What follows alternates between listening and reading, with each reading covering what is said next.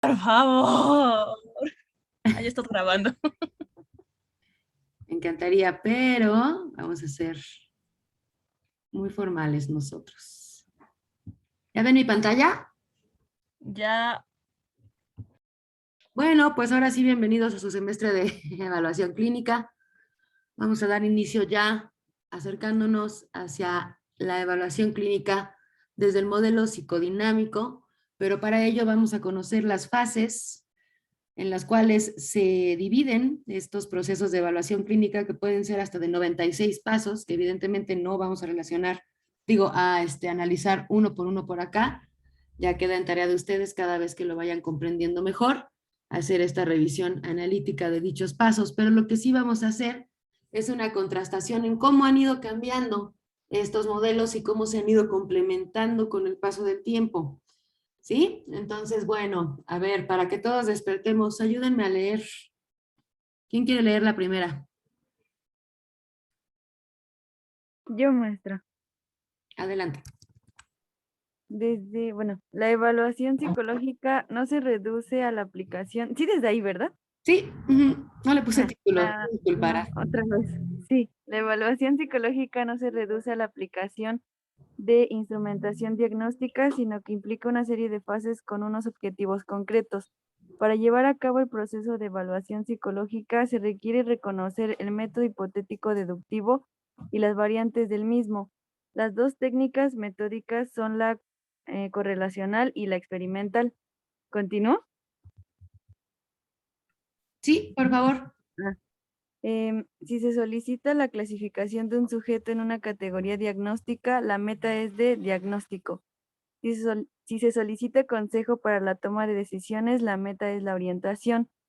Si se solicita la evaluación con el objeto de conocer el sujeto, grupo o programa más idóneo para un determinado propósito, la meta es la selección. Y también podemos realizar una evaluación cuya meta sea intervenir y producir cambios, en cuyo caso el objetivo de la evaluación será la intervención. El diagnóstico, orientación y selección pueden realizarse mediante métodos Correlacionales. correlacionales que no requieren la manipulación de variables, mientras que la intervención que precisa la manipulación de variables debe llevarse a cabo por métodos experimentales. Estos 4 objetivos pueden interrelacionarse entre sí. Muy bien. Entonces, primer punto trascendental, tenemos que identificar los objetivos de nuestra evaluación clínica psicológica para que podamos entonces hacer toda una metodología, un procedimiento, un proceso, ciertas fases que cumplan con los objetivos específicos que estamos buscando.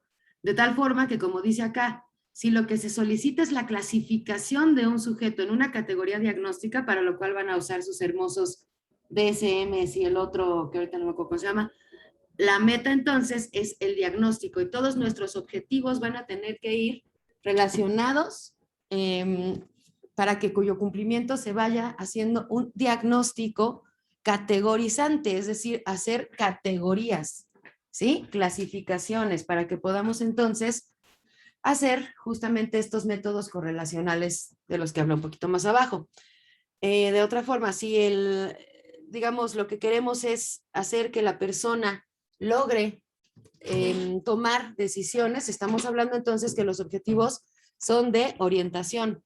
Justo ustedes han escuchado muchísimo el término orientación vocacional. Bueno, pues es otra forma de hacer evaluación clínica psicológica, pero cuyos objetivos no son el diagnóstico, sino la orientación. ¿Sí? Entonces, es el objetivo de la evaluación lo que nos va a determinar el proceso. Acá dice, si se solicita la evaluación con el objeto de conocer al sujeto, grupo o programa más idóneo para un determinado propósito, la meta es selección. ¿Y aquí de qué estamos hablando? ¿Para qué ámbito de la psicología estamos usando métodos de selección? Organizacional.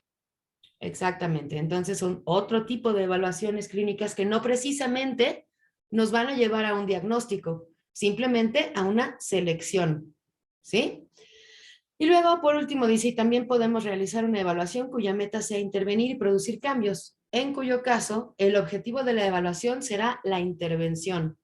Aquí, por ejemplo, ¿qué se les ocurre para qué área de la psicología podríamos utilizar esta última forma de hacer evaluación psicológica clínica o clínica psicológica? ¿Podría ser en el ámbito educativo? Exacto, muy bien. ¿Cómo lo aplicarías o por qué se te ocurrió?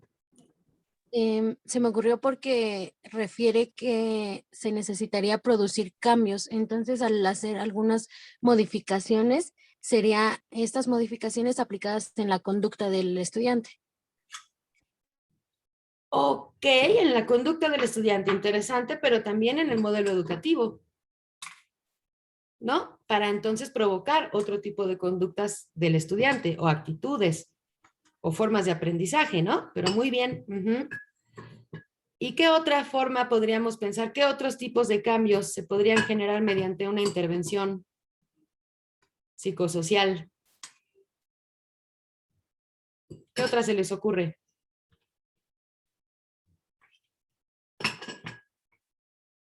Cuando trabajemos, por ejemplo, en relación a políticas públicas, ¿podría ser? Pues en bueno, en las instituciones, ¿no? O sea, aparte de la cuestión educativa, en esta cuestión institucional. Exactamente. ¿Se acuerdan por qué siempre les digo que la psicología social es la mamá de todas las psicologías? Bueno, pues acaba la explicación. Finalmente, el ámbito educativo, el ámbito clínico y el ámbito organizacional están todos sujetos a lo que también siempre les estoy diciendo, esta categorización de discursos. Es decir, nosotros no existimos sin el otro, que ayer y antier y anteantier, bueno, estos días ya lo veíamos, cómo no podemos surgir, nuestro sujeto no surge, no, nuestra subjetividad o nuestra personalidad no deviene, ni siquiera existe la aparición de un yo autónomo, si no es en contacto con los demás. Desde ahí, la psicología nunca debió haber sido estudiada únicamente como una cuestión individualista, como una cuestión de sujeto a sujeto, sino que siempre, y eso lo descubre Freud desde hace muchísimo, y antes de Freud también había otros teóricos que ya lo habían trabajado así, porque entonces nosotros, para estudiar una psicología individual, siempre de los siempre, vamos a tener que estar estudiando las relaciones o el campo de acción o el radio de acción social de cada uno de los sujetos que vayamos a estar trabajando, con los cuales vayamos a estar haciendo análisis, ¿sí? Entonces, el ámbito educativo, por supuesto que pertenece al ámbito de las instituciones, de hecho, el ámbito familiar también. Varias veces se les repitió en social, ¿no? Que el primer grupo o el primer modelo institucional que uno reconoce, pues es la familia, ¿cierto? ¿Y por qué se dice que es un modelo institucional la familia? ¿Por qué se les ocurre a ustedes que sea un modelo institucional una familia? ¿Qué pasa dentro de una familia? Tiene una estructura y las personas tienen un determinado, ay, se me fue la palabra, un determinado Rol. rol. Sí, gracias, compañeros. Un rol. Eso, caray, muy bien, muy bien, exactamente. Tenemos entonces que se nos estructura dentro de un sistema específico que conlleva responsabilidades, obligaciones y también evidentemente espacios para la recreación y para la consecución del goce, ¿cierto? Esto mismo es como una especie de entrada, ¿no? De una especie de introducción para niños y niñas a este mundo en el cual, como ya veíamos, mamá y papá pertenecen a este otro mundo mucho más gigantesco que lo es que su familia, ¿no? Y que es el mundo institucional. En el mundo institucional, entonces, todos estos roles que aprendió dentro de este primer modelo, van a tomar otra forma, pero siempre van a tratarse de una estructuración de roles, como bien están diciendo, con los cuales pues queda instituido nuestro lugar dentro de las instituciones. Parece trabalenguas, más no lo es, ¿cierto? Bueno, muy bien. Entonces, a ver, por ejemplo, ustedes, si yo les digo análisis institucional, ¿a qué los remonta?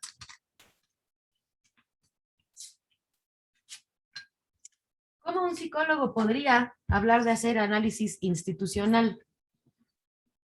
Si sabemos que los sociólogos y los antropólogos van a estudiar los fenómenos como tal, ¿nosotros qué estudiamos de los fenómenos? Sería la composición de la organización y el cómo está siendo afectada por Está método. ¿Está haciendo qué, perdón? ¿Lo último? ¿Afectada por el método? O sea, ¿qué conductas se desarrollan a partir de las regulaciones que tiene? Ujú, sí, sí, sí. Ujú. Más menitos, ¿qué más? ¿Qué más? ¿Podrían ser los procesos psicológicos que intervienen en las determinadas conductas de las personas? Muy bien, exactamente. ¿Qué más? Al hablar de procesos psicológicos, ¿qué procesos se te ocurren que intervienen? Lenguaje, pensamiento, memoria, La percepción. Ujú. interpretación. ¿Y qué relaciones entonces tenemos que estudiar para hacer un análisis institucional? Las relaciones interpersonales. Ay, perdónenme. Exactamente, exactamente. Entonces, acá le vamos a llamar relaciones vinculares. ¿Por qué?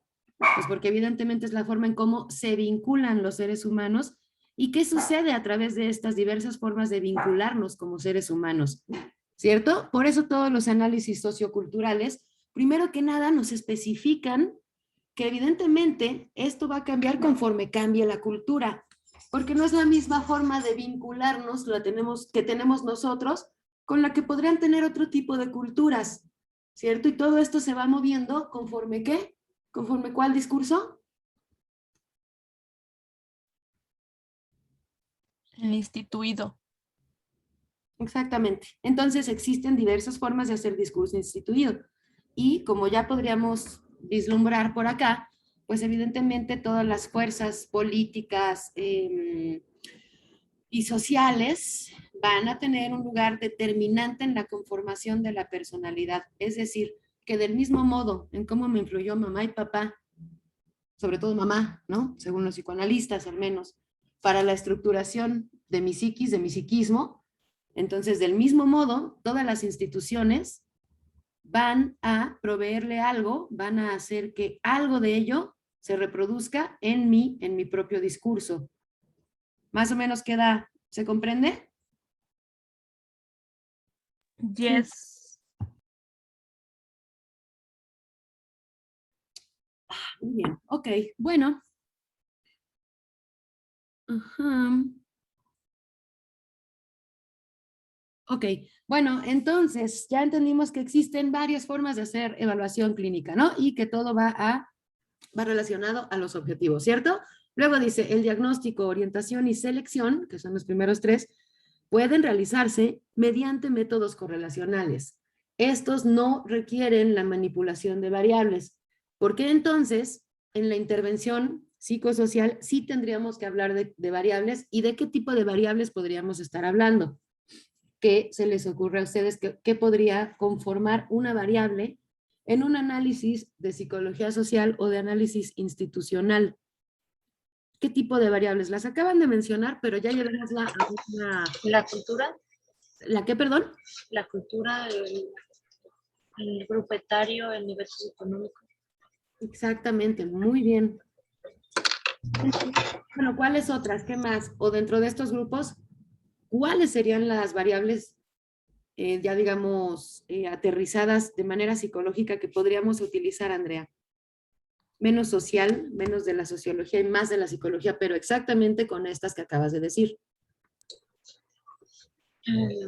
Pues podrían ¿Podría ser ser todos el impacto esos. de género? ¿Perdón? La ¿Perdón? perspectiva de género. Podría ser uno, que particularmente a ti te interesaría y entonces sería genial porque harías categorías de análisis por ahí muy concretas, muy específicas sobre lo que estás buscando. Muy bien. ¿Qué otra, Moni?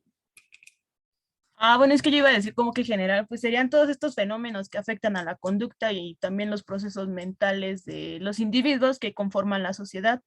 Aparte de la perspectiva de género, creo yo esta cuestión, de, pues, a lo mejor un poquito más específica, la violencia, esta cuestión de, se me acaba de ir de los estereotipos, se me acaba de ir la palabra.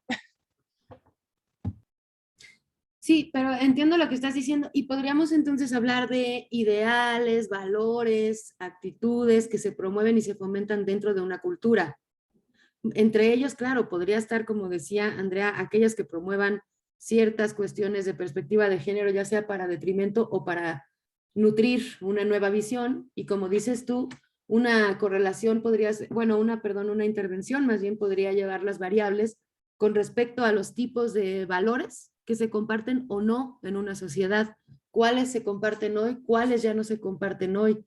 ¿Qué tipo de ideales, por ejemplo, hablando de perspectiva de género y no únicamente con respecto a las mujeres, podríamos hablar que existen nuevas masculinidades, ¿no? Que es un tema que se viene estudiando hace por lo menos 20 años, y entonces ahí hablaríamos de cómo se han movido estos discursos, y estos se convierten en variables que nos permiten entonces hacer intervenciones psicosociales adecuadas ya al tiempo actual en el que nos estamos moviendo nosotros.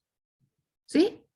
Bueno, de todos modos, estos objetivos no es que se discriminen unos a otros. El modelo integrador, que es el último de los que vamos a ver, evidentemente, pues junta a todos, ¿no?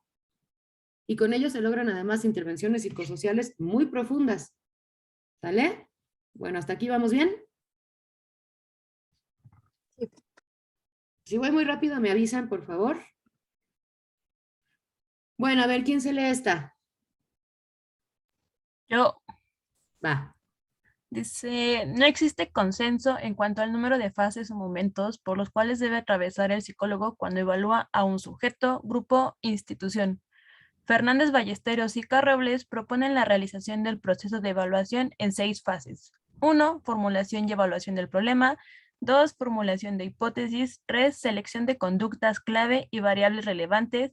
4. Tratamiento, recogida de datos pertinentes a las hipótesis. 5. Valoración de resultados. 6. Seguimiento. Para Pelachano, la evaluación se divide en las siguientes fases. 1. Delimitación del problema. 2. Recogida de datos. Y 3. Integración, sistematización de la información. Ok. Recogida de información, no de datos. Y ahorita te voy a decir por qué es un poquito diferente. Bueno, esto quiero creer que lo están ustedes estudiando, ya lo vieron en metodologías, en ambas metodologías, ¿cierto? Y también lo están viendo ahora en, ¿cómo se llama? Introducción a la psicometría. ¿Es correcto? Yes. Sí.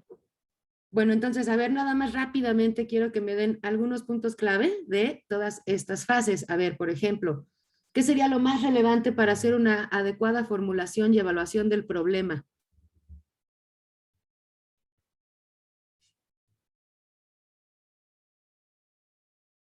Preguntado de otra forma es, ¿cómo escogen los temas de investigación?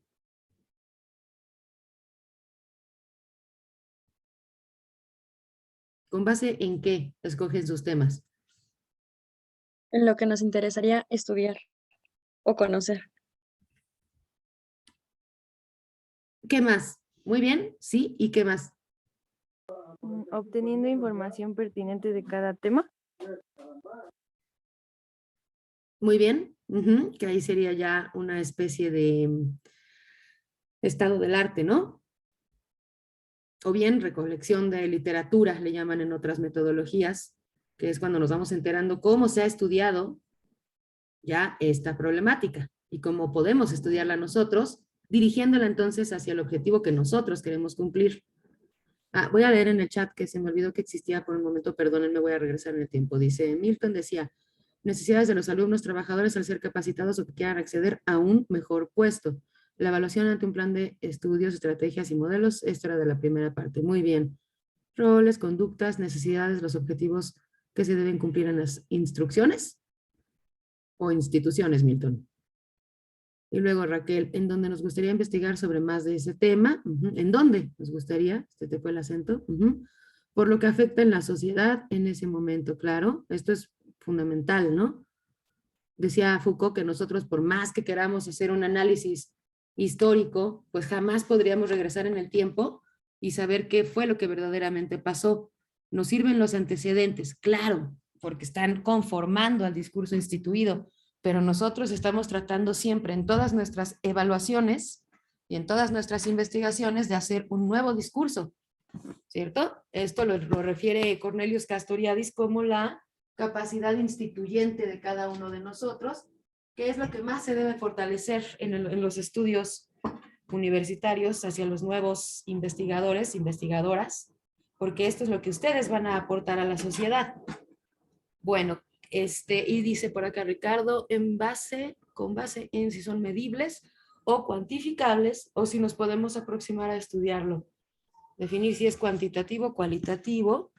Claro, sí, porque no es lo mismo estudiar una conducta que un afecto o una vinculación, ¿cierto? Para entender una conducta tendríamos que estar hablando de la forma o las relaciones vinculares que existieron para que después sucediera esta conducta ya como una relación causal, ¿no? Dentro de causa y efecto.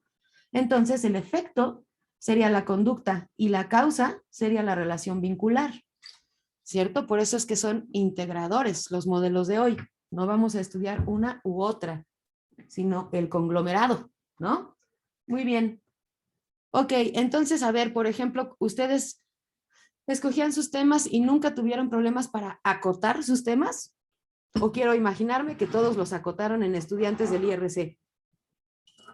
O la mayoría de sus investigaciones hasta hoy, hasta quinto, han sido con relación a los estudiantes del IRC. Sí, ¿Ustedes por qué creen que suceda eso? ¿Por qué no se fueran a investigar, no sé, grupos de otro tipo de grupos, ya no nada más los que estaban a la mano? ¿Por qué? Porque es la población a la que tenemos acceso, ¿no?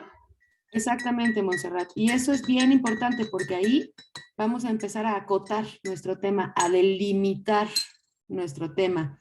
Y por ende, si es algo que yo pueda razonablemente alcanzar, entonces tanto mi formulación como mi evaluación del problema van a ser realistas.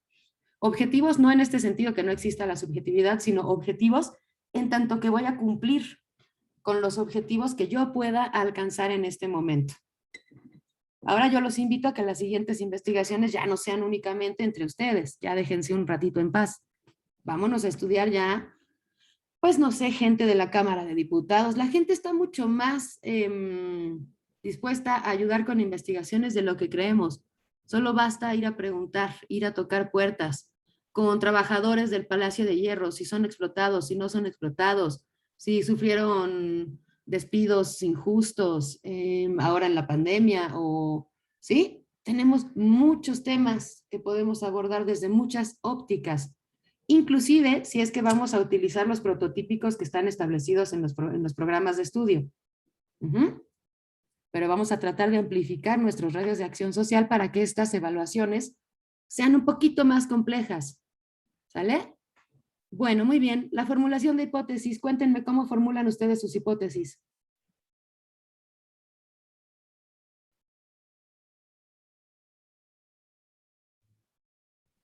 Pues es lo que nosotros esperamos que pase, ¿no? En la investigación.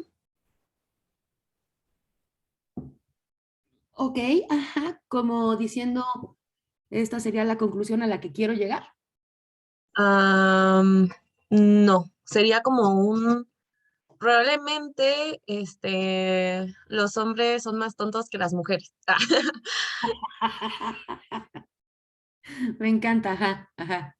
Es planteando la pregunta, bueno, el resultado que yo creo que va a haber dentro de la investigación, por ejemplo, lo del Palacio de Hierro, mi hipótesis sería que son sobreexplotados y no tienen horas de trabajo, o bueno, no tienen horas de descanso. Ándale, O sea, sería bien. como que la pregunta o asegurar algo, pero todavía sin que sea completamente cierto, sino es nada más lo que yo creo. Excelente, Rack. Muy bien, porque eso es exactamente una hipótesis y justo sucede en nuestra forma de procesar nuestras hipótesis, de construirlas. Esta cuestión de primero es una pregunta, pero ¿por qué no puedo ponerlo como una pregunta de investigación, que es algo muy distinto a una hipótesis? Porque ya en la hipótesis estoy yo imaginando o haciendo una especie de prevención de lo que podría estar sucediendo. Es algo entonces en lo que yo creo que decantaría mi investigación. Entonces, claro, primero que nada nos aparece la pregunta y después nos atrevemos a imaginar cómo es que esto está sucediendo. Y es más, hay autores que dicen que es justamente lo contrario. Vamos viendo las problemáticas, nos damos cuenta de las cosas y entonces es que nos empezamos a preguntar. Pero primero que nada vienen nuestros juicios, la forma en que nosotros observamos analíticamente y que nos dan ganas de responder entonces si estas ideas que tenemos con respecto a una problemática son correctas, son ciertas, si son ciertas pero me faltaba conocer algo más, o si de plano lo que yo creía no tenía ningún sentido, porque muchas veces también les va a pasar eso en sus investigaciones y también en sus evaluaciones. Y entonces ahí no es que haya que regresar en el tiempo y modificar todas nuestras hipótesis. Bueno, hay quien dice que sí, ese es el método. Personalmente yo creo que actualmente en la protomodernidad, que ya es posterior a la postmodernidad, ¿no? Ahora se trata más bien de asumir que si mi hipótesis no era tan válida, entonces yo soy la que tenía ciertos sesgos, ciertos juicios de valor que obstruían mi capacidad analítica y que justamente mi investigación va a servir para que las personas que como yo tengan esos sesgos modifiquen sus propias creencias, su sistema de creencias o su cadena de significantes. ¿Sí?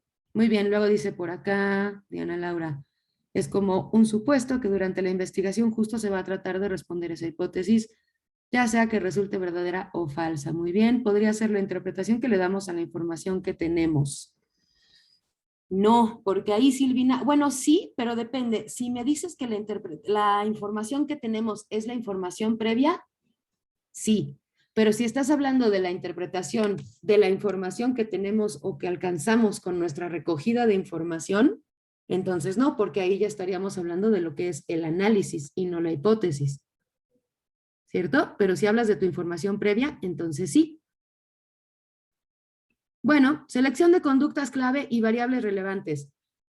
¿Cómo van a hacer esto? ¿Cómo se les ocurre que pueda suceder? Ya lo hemos estado platicando desde muchos modelos. Para esto fue el repaso exactamente. Entonces, ¿cómo podrían ustedes hacer esta selección de conductas clave y variables relevantes? ¿Cómo se les ocurre?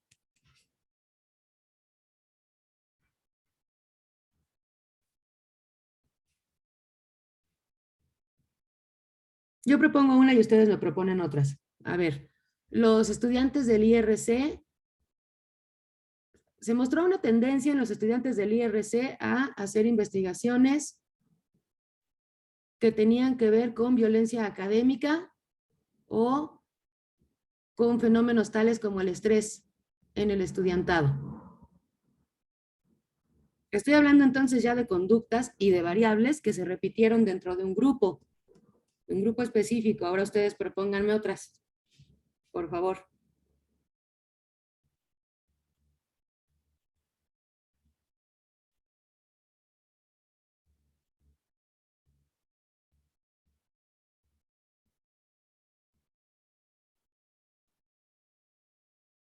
No, bueno, no se peleen. A ver, entonces, ¿qué sería una selección de conductas clave?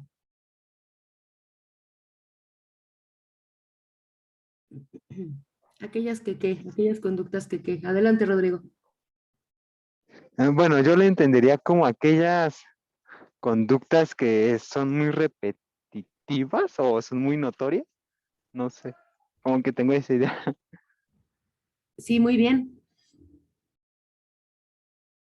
¿Podrían ser conductas importantes que nos dicen algo con respecto a lo que vamos a investigar? Exactamente, también. Si yo tengo un fenómeno social, pero quiero hacer un estudio, una evaluación psicosocial, entonces definitivamente el acento está puesto en las conductas, afectos, relaciones vinculares que yo quiera observar, analizar, ¿cierto? Con las cuales yo quiera problematizar mi investigación. Entonces, ¿cómo voy a seleccionar? Porque si no partimos de ahí, todas nuestras evaluaciones psicológicas son muy carentes. No podemos estudiar el fenómeno social como tal. ¿Qué del fenómeno social estamos investigando, no?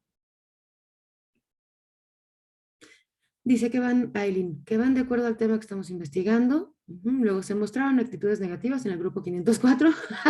Me encanta. Por falta de tiempo para la entrega de trabajos finales. Sí, porque ya estás hablando de una cuestión grupal. Muy bien. Esta es una evaluación entonces psicosocial. ¿Cierto? Y ahí entonces estás hablando de actitudes negativas que ya bien podría ser una conducta clave.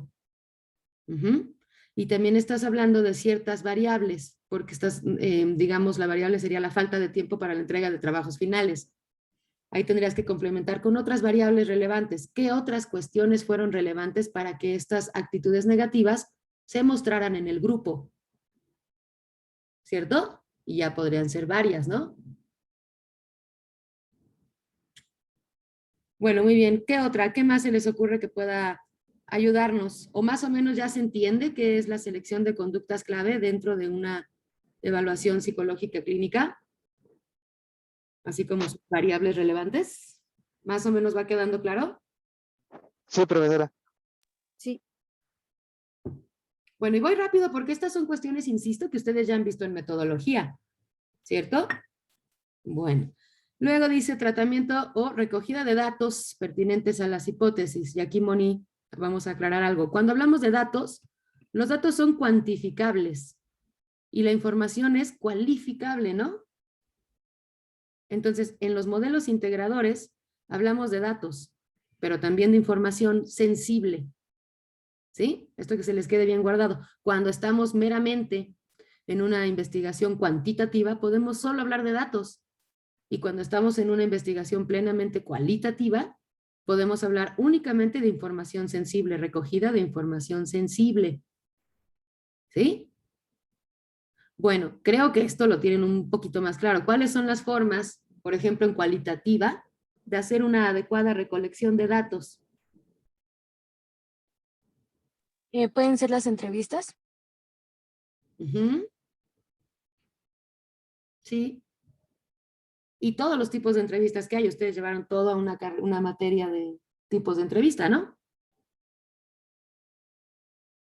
Sí. ¿Qué otra forma tenemos para recoger datos sobre la problemática que estoy estudiando?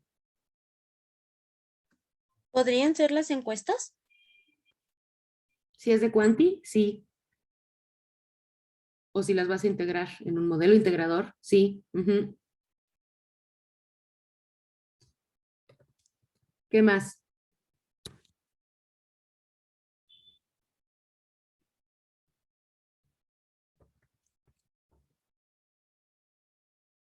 ¿Qué más? ¿Qué más? ¿Ustedes saben qué es el estudio del arte? Yo no. ¿Alguien por acá sabe qué es esta metodología de estudio del arte? ¿Cómo se realiza?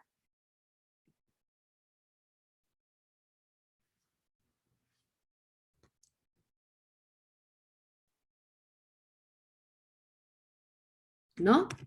Bueno, ¿se acuerdan? No sé si a ustedes les tocó. Guía didáctica, ¿dónde está? Guía didáctica. Espérenme.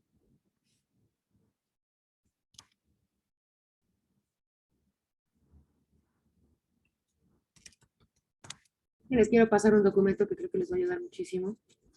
Pero bueno, ahorita que lo encuentre. Entonces, ¿qué? Sí, el estudio del arte, por ejemplo, el estado del arte, perdón, es esta forma de recoger la literatura que ya ha existido con anterioridad a las mismas problemáticas que ahora yo estoy estudiando. Esto nos sirve para, digamos, constatar, primero que nada, que va a tener una relevancia social mi tema, ¿sí? Y que la forma en que yo estoy implicado con mi tema tiene un cauce importante, es decir, tiene un porqué. Estoy tratando de buscar la comprensión de estas problemáticas que otras personas ya han buscado desde sus propias culturas, desde sus propias localidades. Entonces, para ello, hacer un estudio del arte o un estado del arte implica conocer todo aquello que ya exista sobre estas investigaciones. En otras guías o en otro tipo de metodologías se le llama también recolección de antecedentes o recolección de literatura. Y es algo que ustedes van a tener que hacer y que es previo a la construcción de su marco metodológico. En el marco metodológico lo que hacemos es fundamentar nuestras propias categorías de análisis, pero en el estudio del arte o en el estado del arte lo que hacemos es que observar todo lo que ya ha sucedido con respecto a la misma investigación que ahora estoy haciendo yo. ¿Sí? ¿Más o menos queda claro? Bueno, las formas de hacer recolección también de datos pueden tratarse como desde la hermenéutica, desde la fenomenología y desde el interaccionismo simbólico. La fenomenología dice, miren, les voy a leer, objeta la ruptura positivista entre el sujeto y el objeto, reconociendo la interdependencia de ambos en el proceso de conocimiento. Afirma que el conocimiento está mediado por las características sociales y personales del observador, es decir, nosotros, que no existe una realidad exterior al sujeto. Los procesos sociales dependen de la manera en que los propios actores sociales los perciben. Esto es fundamental, hasta se los voy a repetir. Los procesos sociales dependen de la manera en que los propios actores sociales los perciben. Y esto puede provocar sesgos tremendos en las investigaciones, como vamos a ver ahorita. Luego dice, los objetos no son independientes de los intereses y los gustos de quienes los aprehenden o aprenden. No existe un espíritu universal y unánimemente aceptado. ¿Sí? La fenomenología entonces trata de comprender los fenómenos a partir del sentido que adquieren las cosas para los individuos en el marco de su proyecto del mundo, que es donde se originan. Los fenomenólogos dan especial sentido a las evidencias de la vida cotidiana y consideran que los acontecimientos se hacen comprensibles en la medida en que son iluminados por los puntos de vista que forman el proyecto del mundo de los sujetos sociales. Por proyecto del mundo podemos entender la subjetividad de aquellos a quienes vamos a estudiar. Por otro lado, el interaccionismo simbólico postula que la conducta humana solo puede comprenderse y explicarse en relación con los significados que las personas dan a las cosas y a sus acciones.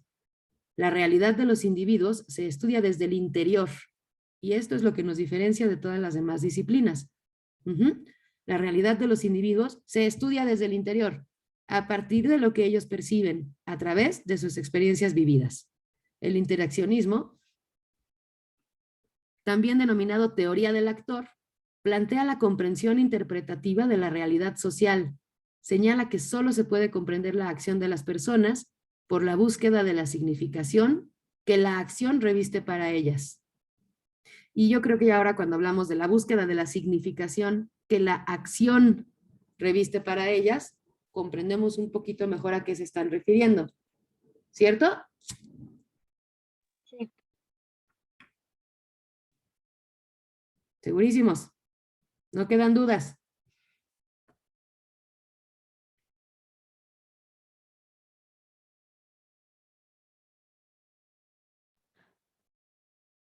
No. Bueno, muy bien. El pensamiento hermenéutico parte del supuesto que los actores sociales no son meros objetos de estudio como si fuesen cosas, sino que también significan, de crearse significantes, ¿no? Hablan, son reflexivos, también pueden ser observados como subjetividades que toman decisiones y tienen capacidad de reflexionar sobre su situación, lo que los configura como seres libres y autónomos ante la simple voluntad de manipulación y de dominación. El pensamiento hermenéutico interpreta, se mueve en significados, no en datos. Está abierto en forma permanente frente al cerrado positivismo. Se interesa por la necesidad de comprender el significado de los fenómenos y no solamente de explicarlos en términos de causalidad. Da prioridad a la comprensión y al sentido, en un procedimiento que tiene en cuenta las intenciones, las motivaciones, las expectativas, las razones, las creencias de los individuos. Se refiere menos a los hechos que a las prácticas. Si ustedes tienen en cuenta siempre estas tres formas de hacer metodología, hacer evaluación, no se les va a complicar. Si lo olvidan, entonces sí vamos a estar en problemas de sesgos en su evaluación. ¿Sale? Bueno, luego sigue que la valoración de los resultados. ¿Cómo vamos a contrastar nuestros resultados en una evaluación clínica psicológica? Primero que nada, contrastándolo con nuestras hipótesis. Si después del análisis, ustedes se acuerdan que después de que hacían sus entrevistas y empezaban a escuchar lo que los actores que ustedes estaban entrevistando les decían, muchas de sus hipótesis cambiaban o se daban ustedes cuenta que a lo mejor estaban siendo más juicios de valor que una hipótesis concreta. ¿O no les pasó y siempre hicieron hipótesis súper adecuadas? No, sí pasa. Sí pasa. Qué bueno que pase, porque si no pasara no tendríamos forma de acceder al conocimiento. Entonces, el hecho de que una hipótesis se caiga, que no sea válida, que no sea correcta, es cuando verdaderamente estamos haciendo investigación. Porque si no, nada más le estoy dando unos besucones a mi ego, ¿cierto? Entonces, esta valoración de resultados tiene que ver todo con los sesgos. Acá no estamos hablando de objetividad, pero sí estamos hablando de un tratamiento de la información adecuado, analítico. Por eso les decía ayer, hay dos formas de ver la psicología, como profesión o siendo un investigador que va a hacer evaluación también. Si nada más quieres tú digamos, hacerte psicoterapeuta, adelante, tiene todo un cauce, vas a tener mucho dinero, tus terapeutas tus terapeados te van a pagar casa, coches, ¿no?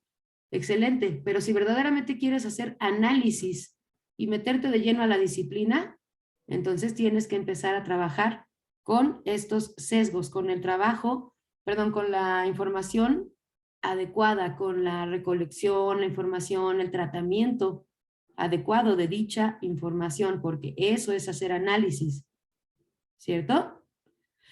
Una forma de hacer análisis, por ejemplo, es, ustedes si van a entrevistar a niños, pues tienen que tener en cuenta todas las teorías del desarrollo, no nada más una u otra, ¿cierto? ¿Por qué? Porque a lo mejor Melanie Klein les va a decir, no, pues este niño está instaladazo en pecho bueno. Y por ahí desde otra escuela, Fritz Perls les va a decir que no está en el presente, que el niño está atorado en cuando tenía 3 meses de edad. Y entonces, tal vez desde, decía así Rogers, pero como se parece mucho, vámonos a otra cosa. Conductismo, finalmente vamos a ver que sus procesos de moldeamiento o modelamiento fueron inadecuados y entonces él está presentando problemas operativos, funcionales, está siendo disfuncional en una sociedad que le exige. Todo esto son teorías del desarrollo. Y entonces con eso ustedes van a hacer su análisis, no nada más es un análisis de ver si tenían razón o no. ¿Sí? Sí, Fati, adelante. ¿Ya acabó la clase?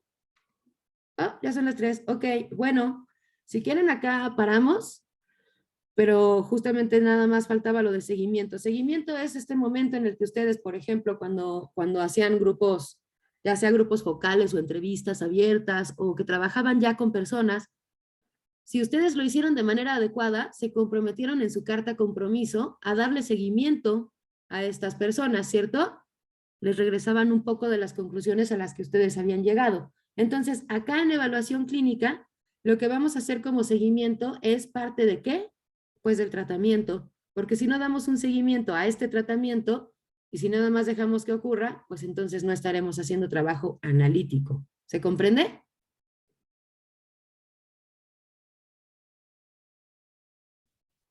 Sí. Sí. Sí. Segurísimos, o ya nada más me están dando el avión. Si quieren lo retomamos el lunes ya con más energía, pero les voy a ir dejando la presentación para que le echen un ojito y el lunes continuamos, ¿sale? Sí, maestra. Por favor. Sí, muchas Sí, gracias. profesora, muchas gracias. Maestra, una duda. Dígamelo todo. Es que ayer fue, creo que sí, ayer la maestra Cristina nos escribió que no íbamos a tener clases el lunes. Ay, sí, cierto, qué bueno que me recuerdas, no tenemos clases el lunes, el martes nos vemos. Ah, bueno. Sí, Gracias. Ay, qué rico, no me acordaba, qué buena noticia, muy bien, gracias, Alma.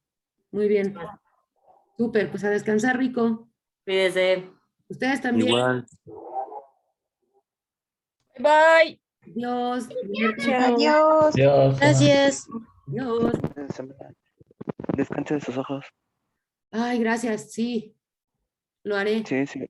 Si ve una foto con los ojos bien rojos, que sí están los Ya ojos como de, sé. ¡ah! Y te juro que fíjate que cambié de lentes, entonces me está costando trabajo adaptarme a estos, porque Ujú. tengo un poquito más de astigmatismo ya.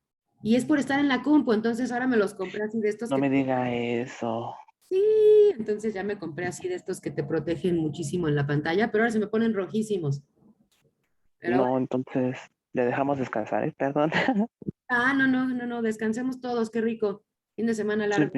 Disfrútenlo que mucho. usted también. Bye. Relájese con su música. Bye. Adiós.